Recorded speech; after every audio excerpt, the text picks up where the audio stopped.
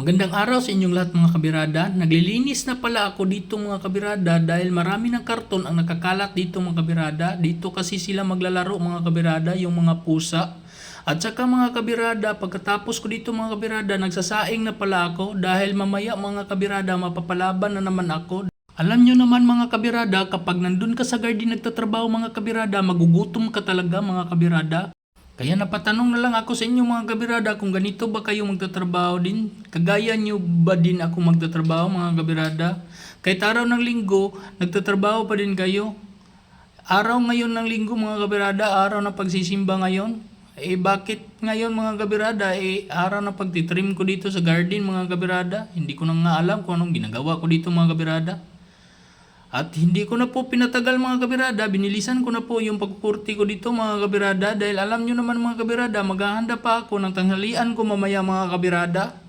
Kaya sinimulan ko na mga kabirada yung paghahanda ko ng tanghalian dito mga kabirada. Alam nyo naman mga kabirada na lahat tayo ay nagugutom na din. Kaya kung nakikita nyo mga kabirada, ito po pala yung talbos ng malunggay at saka talbos ng agbati.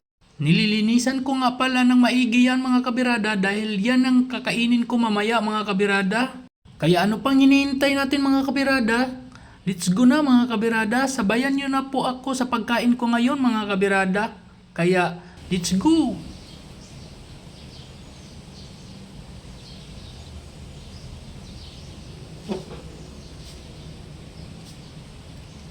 Kain po tayo mga kabirada.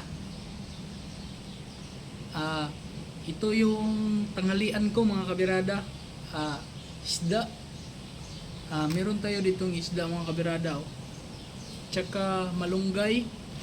Tsaka hindi mawawala tong talbos ng abati. At tsaka ito talbos ng insulin. Tsaka meron din tayo dito sili. Meron din tayong sili mga kabirada. Oh. Medyo marami-rami itong mga sili mga kabirada. Kaya kain po tayo mga kabirada. Unang subo po para sa inyo.